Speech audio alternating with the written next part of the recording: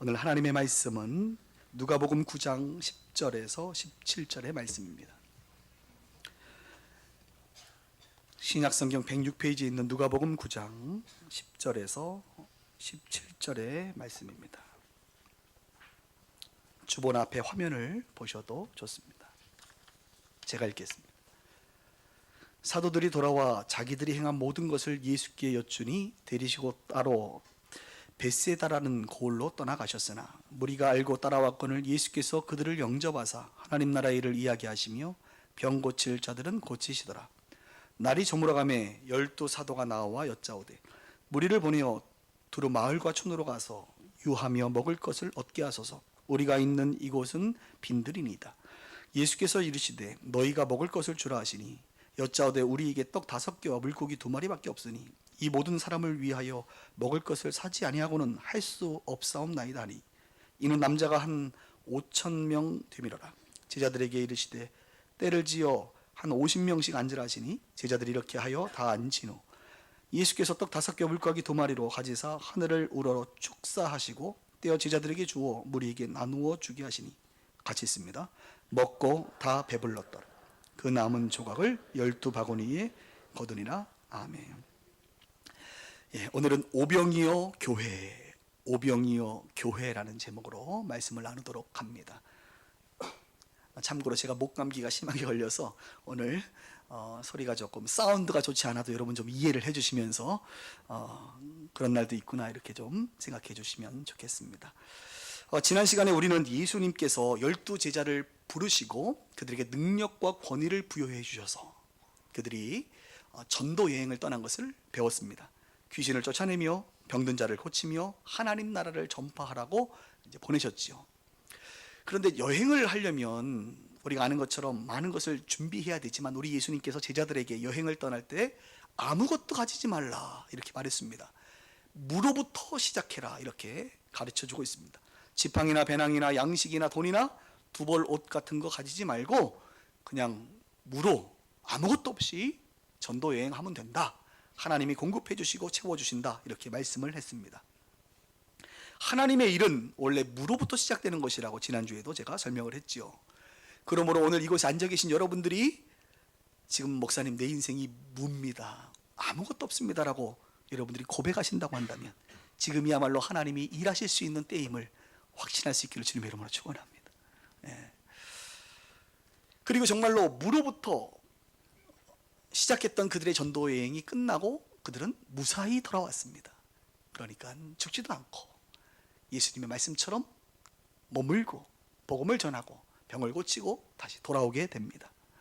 그리고 예수님께서 자신이 말씀하신 바와 같이 이제는 무로부터 유가 창조되는 것에 대한 실제적인 사례를 하나 오늘 제자들에게 보여주시는데 그것이 바로 무엇이냐면 그 유명한 오병이어의 기적이다 이렇게 말할 수가 있겠습니다.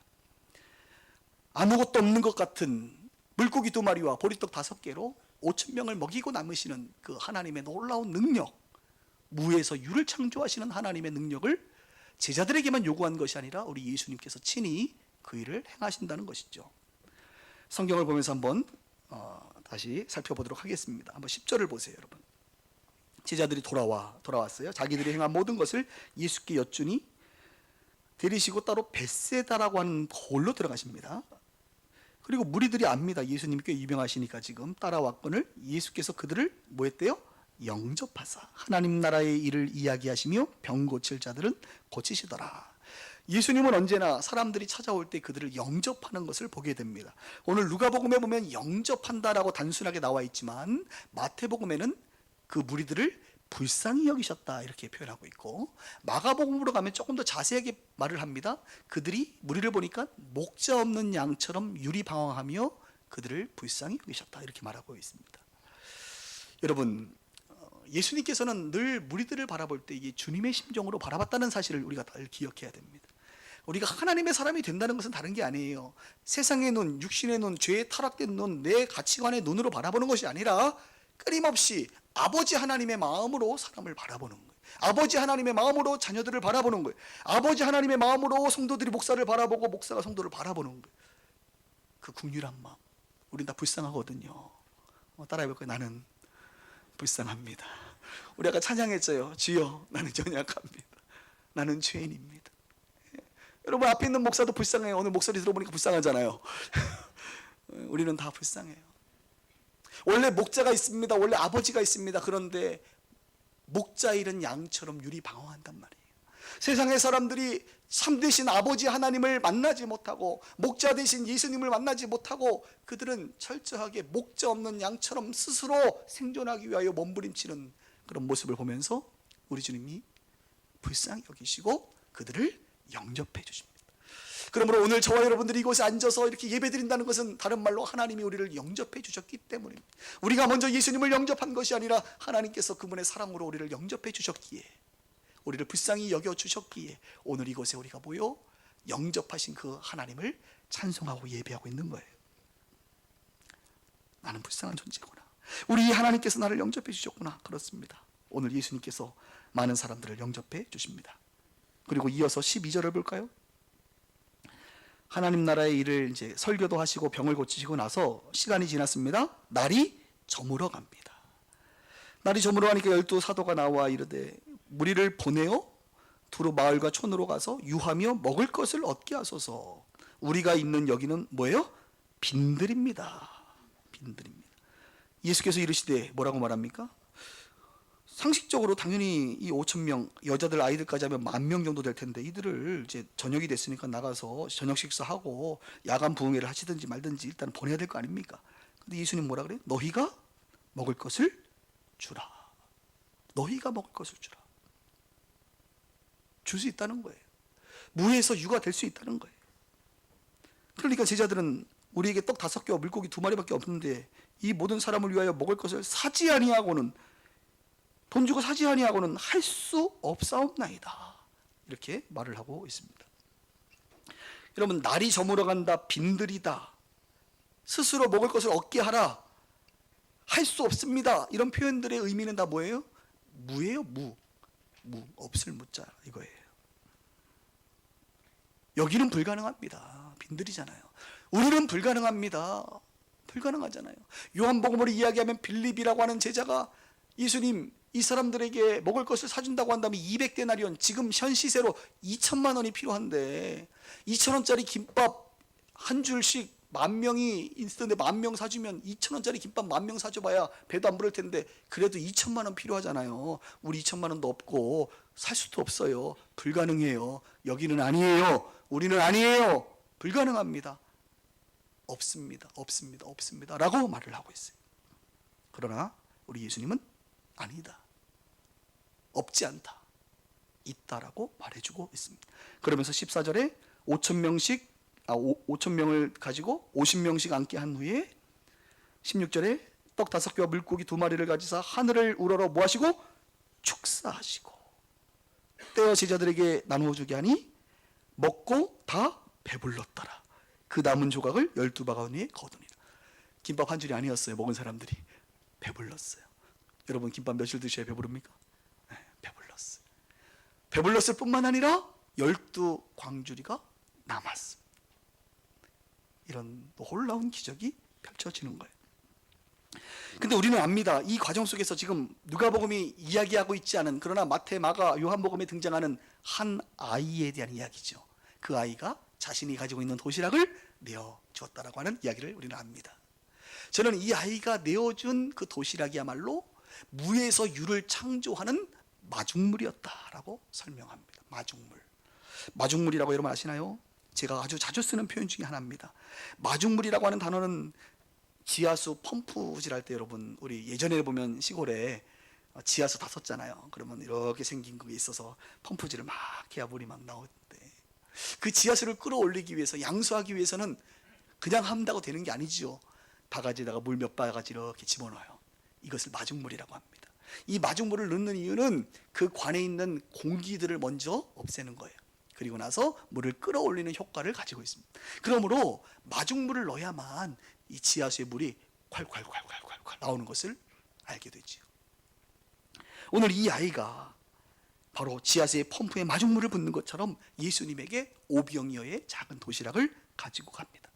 그리고 예수님은 축사하시니까 5,000명, 10,000명이 먹고 남는 기적의 역사, 무에서 유가 창조되는 역사를 우리 모두가 알게 되고 경험하게 되지요.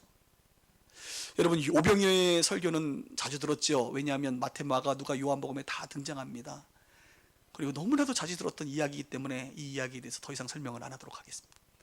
저는 오늘 기도하기는 오병이어에 대한 이야기가 2000년 전 성경의 말씀, 예수님의 사건으로만 끝나지 않고 오늘 이 시간 우리의 삶에도, 우리의 교회에도, 우리의 인생 가운데도 여전히 오병이어의 기적은 일어난다라고 하는 사실을 믿게 되기를 주님의 이름으로 축원합니다.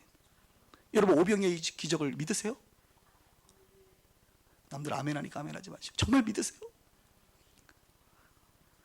예수님께서, 하나님께서 오병이어의 기적을 지금도 일으키고 계심을 여러분 정말 믿으세요? 저는 믿어요. 저는 믿어요. 어떻게 믿느냐? 성경을 알아서 믿는 게 아니라 많이 경험했어요. 제가 목회를 하면서 오병이어의 기적을 너무나도 자주 경험하게 됩니다.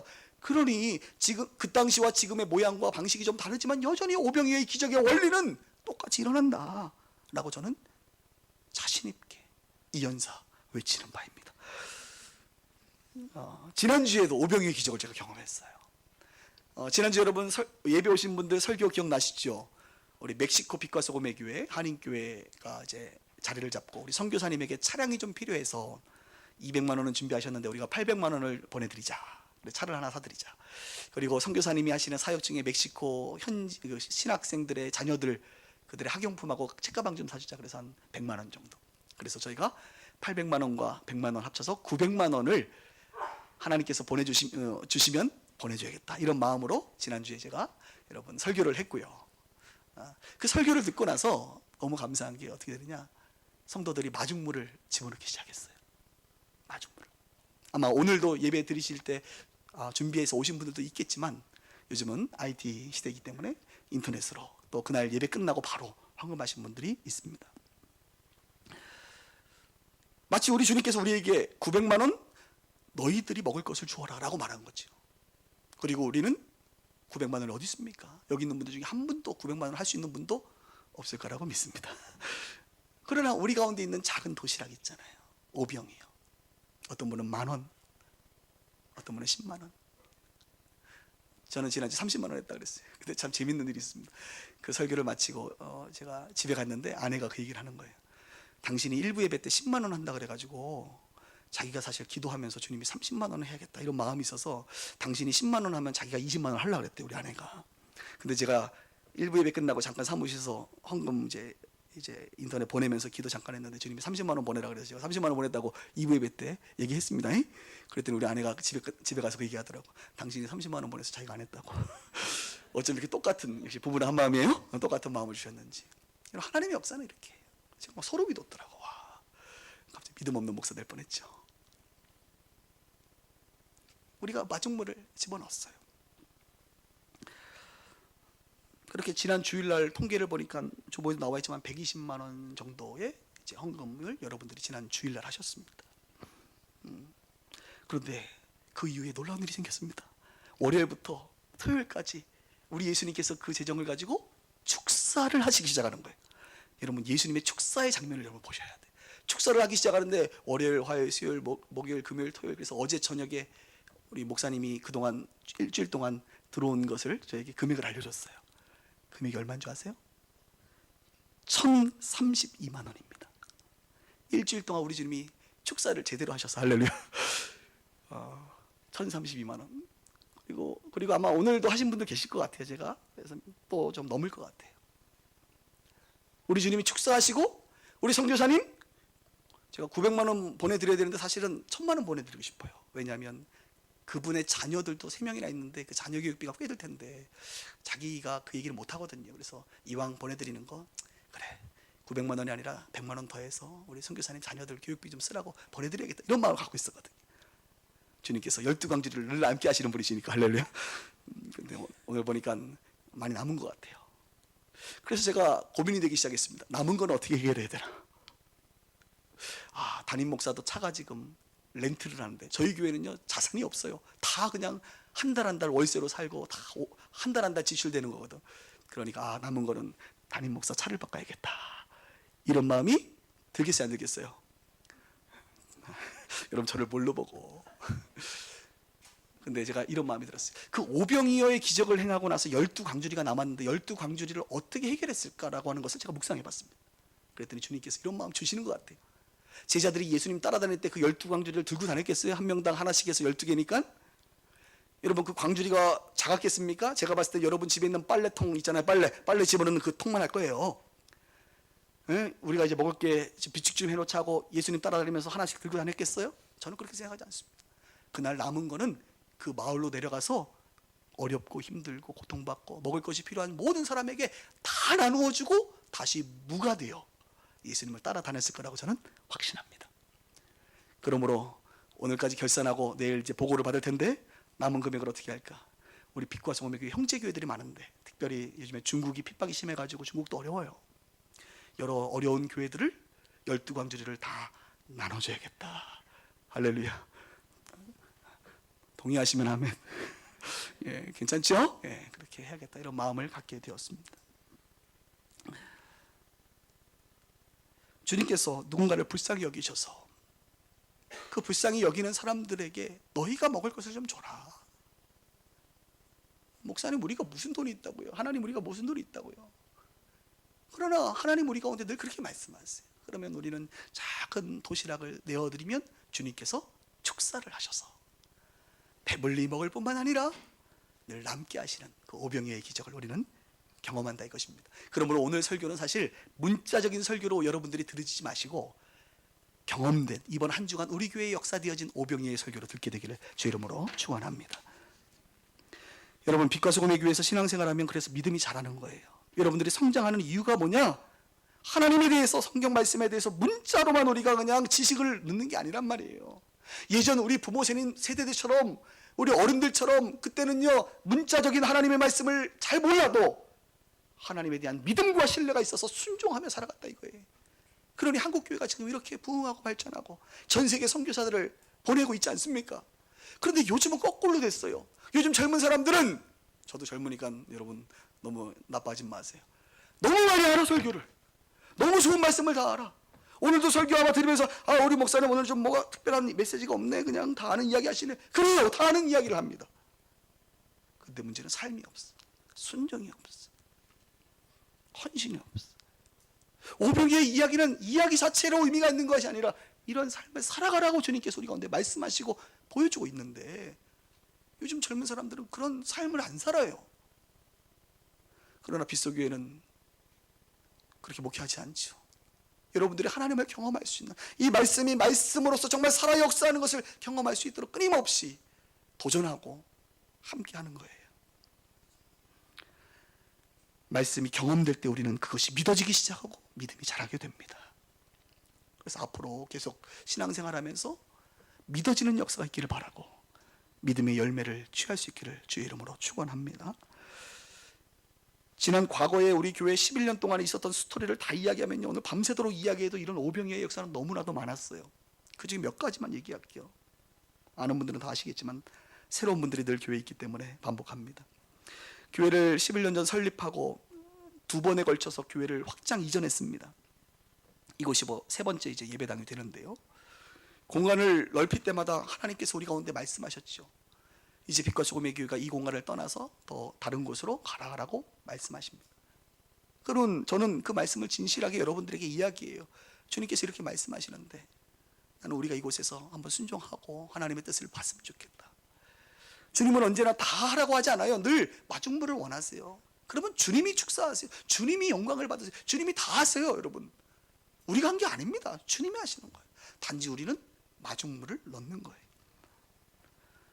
어떤 분들은 그 이야기를 듣고 목표 금액의 100분의 1, 1%를 마중물로 넣는 사람도 있었고 보험을 해약해서 넣는 사람도 있었고 집에 있던 아이들 돌반지를 팔아서 마중물을 넣는 사람도 있었고 어떤 사람은 집을 담보로 해서 조금 대출을 받아가지고 마중물을 넣는 사람도 있어요. 그리고 나중에는 제가 신방도 갔는데 더 큰 집으로 이사가서 할렐루야 좋더라고 보기가.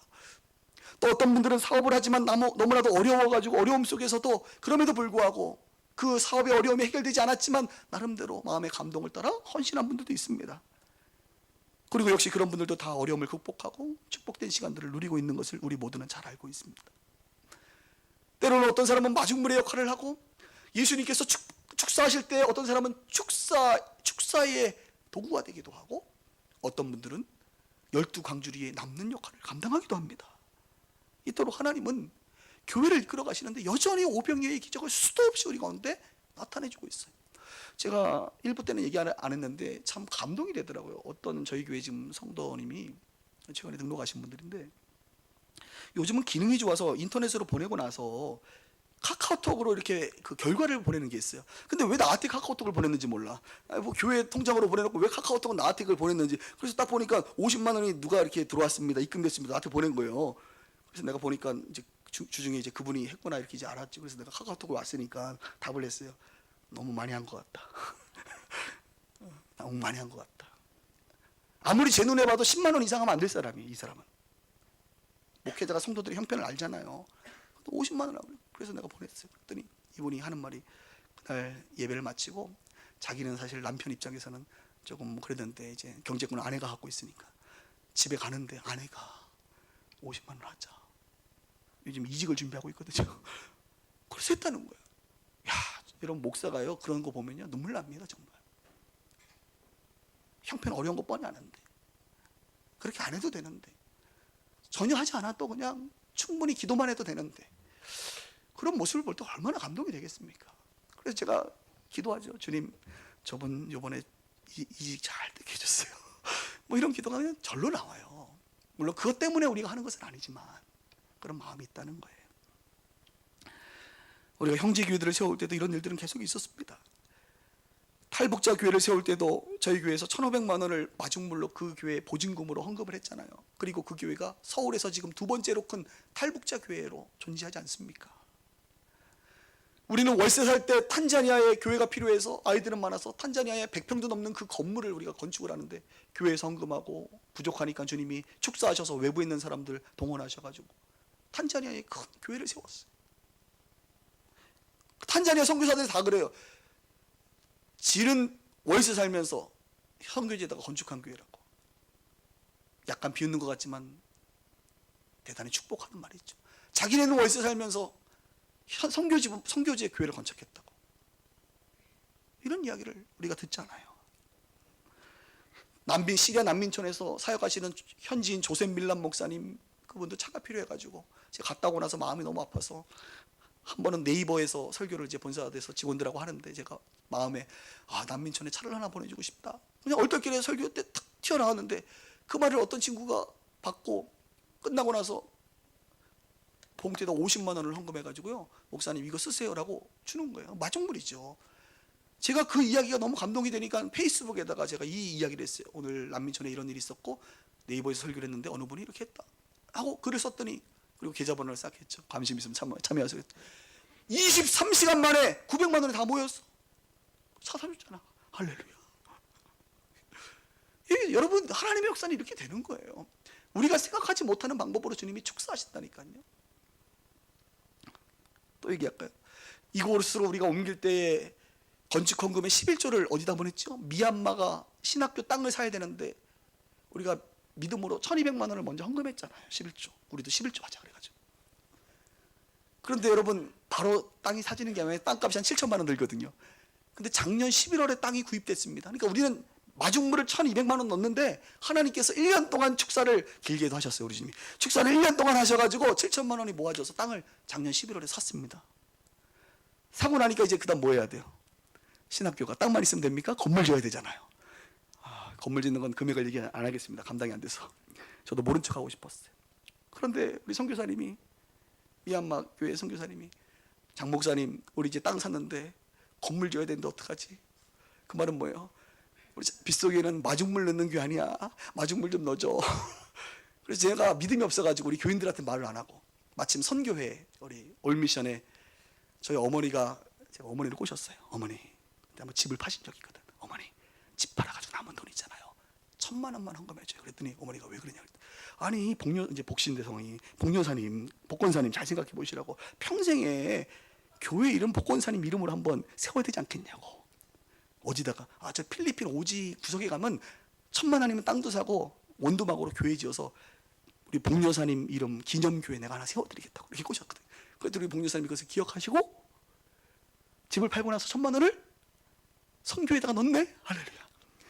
그래서 제가 필리핀에 가려고 몇 번 시도를 했으나 필리핀이 자꾸 사고가 터지는 거예요. 뭐 계엄령이 떨어졌다 그래가지고 못 갔어요. 계속 갖고 있었거든요. 근데 미얀마 선교사님이 이제 건축해야 되는데 우리 마중물 좀 달라 그래서 벌떡 떠오르는 게 뭐예요? 그 1,000만 원이 떠오르는 거예요. 그래서 어머니 만나가지고, 어머님 필리핀은 됐고 우리 미얀마에다가 건축해야 되는데 1,000만 원 마중물 넣읍시다 그랬더니 어머니가 아들 목사님이 알아서 하세요. 그냥 그래가지고 얼마 전에 드렸잖아. 할렐루야. 제가 봤을 때 몇 년이 걸릴지 몰라요. 우리 주님이 축사를 몇 년 하실지 모르겠어요. 언젠가는 건물이 세워질 줄 믿습니다. 이런 식으로 하나님 일하시더라고요.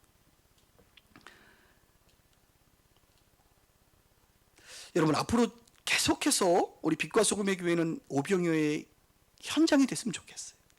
여러분들이 마중물의 주인공이 됐으면 좋겠고, 여러분들이 축사의 주인공이 됐으면 좋겠고, 12광주리를 남기는 주인공이 됐으면 좋겠어요. 우리가 재정으로만 하는 것은 아닙니다. 어떤 분들은 기도로 합니다. 기도로의 마중물을 심습니다. 기도로 축사에 동참합니다. 그래서 기도의 우물이 터지고 생수가 터지고 이 기도로 말미암아 하나님의 나라가 확장되는 것을 우리는 종종 본다는 거예요. 교회를 개척할 때 마중물이 되기도 하고, 지금도 교회에서 곳곳에서 봉사하시는 분들, 우리 선생님들 다 마중물 역할을 하는 거예요. 이렇게 마중물 붓다 보면 이 아이들 잘하는 거예요. 여러분, 이 아이들을 통하여 많은 사람들 배부르게 먹는 거예요. 12광주리 남기는 거예요. 다음 주가 5월인데 우리 자녀들 양육하시는 부모님들 잘 들으세요. 여러분, 자녀들 양육하는 것은 그 아이들의 인생의 마중물을 여러분들이 넣는 거예요. 고등학교 졸업하면 이제 끝납니다. 여러분들이 마중물 잘 감당해 보세요. 주님께서 그 아이들 축사하셔서 많은 사람들을 배불리 먹이시고 12광주리 남게 하는 그런 인물로 사용할 줄 믿습니다. 저도 마중물 넣는 거예요.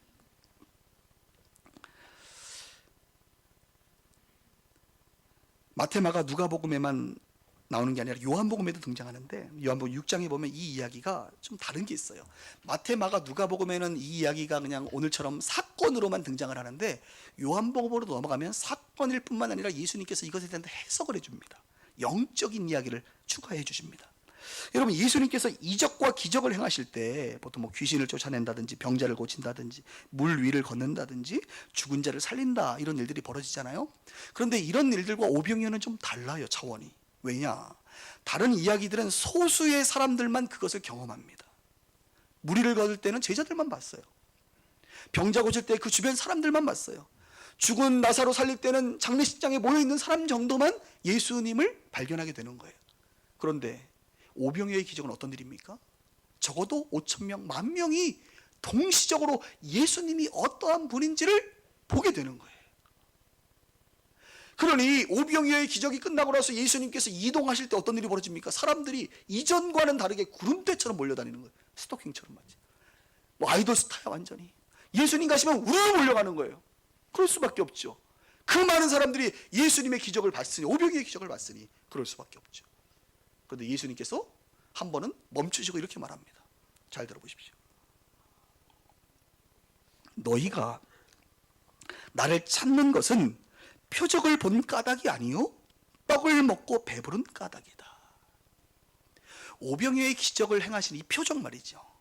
이 표적을 봤으면 그들이 예수가 누군지를 알아야 되는 건데, 야, 이런 표적을 행하시는 분이 하나님의 아들이시구나, 우리가 기다렸던 메시아구나, 이분은 정말 자신의 말씀처럼 하나님의 독생자시구나 라고 하는 것을 그들이 깨달아 예수님을 따르고 예수님을 믿고 예수님을 사랑하고 해야 되는데, 오늘 예수님 뭐라 그래요? 너희들이 지금 나를 따라오는 것은 이 오병이어의 기적을 또 한 번 보고 싶고 이 오병이어의 기적으로 말미암은 이 특별한 음식을 너희들이 맛보려고 나를 따라온다는 거예요. 그러면서 예수님이 이렇게 말합니다. 썩을 양식을 위하여 일하지 말고 영생하도록 하는 양식을 위하여 일하라. 먹는 이 음식은 썩을 양식이잖아요. 썩을 양식 때문에 나 따라다니지 말고 영생하도록 하는 양식, 내가 바로 생명의 떡이다. 내가 너희들에게 영생을 주는 생명의 떡인데 나를 믿는 그 믿음으로 살아가는 것, 그것이 의미가 있는 거지. 이 기적을 통하여 또 다른 오병이어의 기적의 떡을 먹으려고 따라다니지 말라는 거예요. 하나님의 아들을 믿는 것이 하나님의 일이다. 우리가 뭘 해야 됩니까? 예수님, 하나님의 아들을 믿어라. 오병이어의 기적의 핵심은 뭐냐? 하나님의 아들, 나 예수를 믿는 것이 오병이어의 기적의 목적이다. 이렇게 말하는 거예요. 나는 생명의 떡이니 내게 오는 자는 결코 줄이지 아니할 터이요 나를 믿는 자는 영원히 목마르지 아니하리라. 만나 구약에 먹었던 그 떡은 먹고 나면 또 배고프잖아. 내가 주는 떡은 영생하는 떡이야. 더 이상 목마르지 않는 떡이야. 영원히 배부른 떡이야. 제발 오병이어의 기적을 통하여 이 기적 자체로 즐거워하지 말고 내가 누군지를 좀 알아라 라고 말씀하시는 거예요. 그러니까 우리 얘기로 하면 지난 주간에 오병이어의 기적을 우리가 경험하면서 야, 선교사님 좋겠다, 배부르시겠다, 야 나도 예수님한테 찾아가서 나도 배불러야지, 나도 축복 좀 받아야지, 나도 사업 좀 잘 돼야지, 나도 기복신앙이죠, 나도 복 좀 받아야지, 이 정도로 생각하지 말라는 거예요. 썩어질 것을 위해서.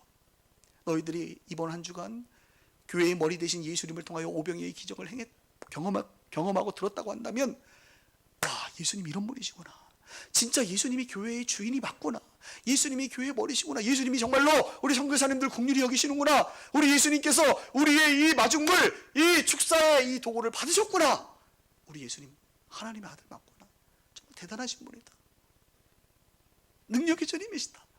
그 예수님을 제대로 알아보라는 거예요. 무에서 유를 만드신 살아계신 주님이라는 것을 알라는 것입니다. 사랑하는 여러분, 우리에게 가장 고상한 일이 있고 가장 중요한 것이 있다면 진정으로 예수님을 아는 것이라고 저는 믿습니다. 이 아는 것은 문자적으로 아는 것이 아니라 경험을 통하여 아는 거예요. 말씀을 묵상할 때 저는 이 아이가 갑자기 생각이 났어요. 여러분, 이 아이 이름이 뭡니까? 성경은 이 아이의 이름을 말하지 않습니다. 그런데 이 아이가 어느 날 죽어 이제 천국에 갔을 거라고 저는 봐요. 천국에서 예수님은 이 아이를 알아봤을까요? 못 알아봤을까요? 알아봤지.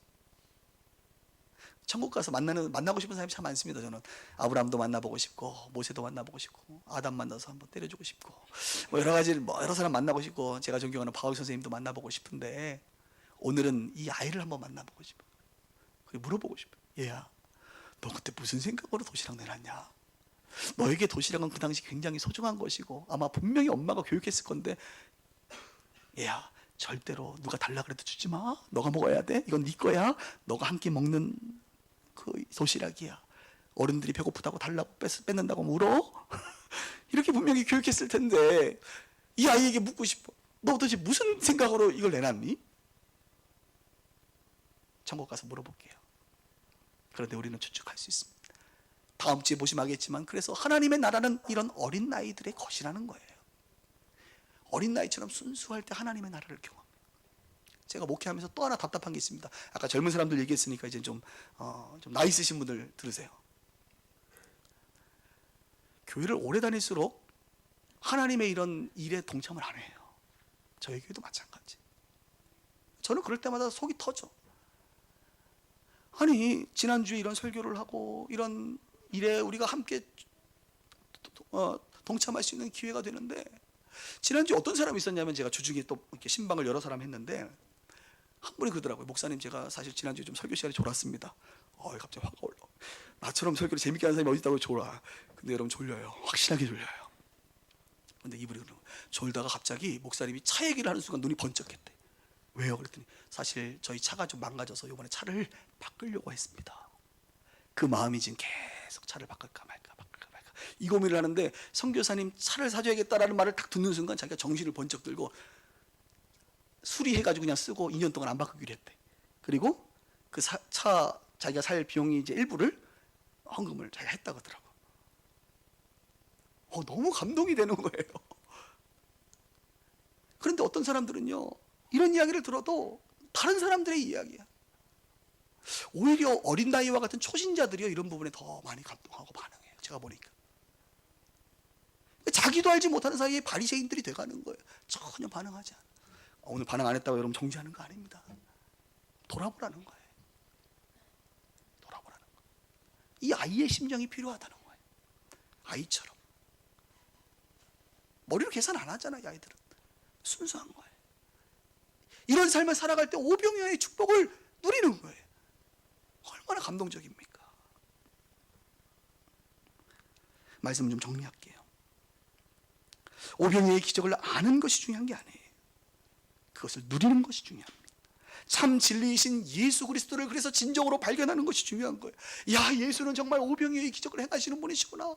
내가 믿는 예수가 바로 그런 분이구나. 그분께 영광과 감사를 드리게 되는 거예요. 그리고 우리가 어떤 일을 할 때 제발 여러분이 다 하려고 하지 마세요. 교회를 뭐 이전한다든지 어떤 중요한 일을 할 때 많은 사람들이 목사님 이거 나머지는 제가 좀 감당해야 되는 거 아닙니까? 나는 속으로 웃어. 왜 자기가 감당을 해? 교만한 거예요, 여러분. 이 시편의 말씀을 믿으세요. 너희는 가만히 있어. 내가 하나님 됨을 알지어다. 할렐루야. 하나님이 행하시는 일을 보시려고 하세요. 왜 여러분들이 감당하시려고 그래요? 교만이에요. 우리는 마중물 넣으면 돼요. 그리고 보는 거예요. 일주일 동안 하나님이 어떻게 역사하시는가.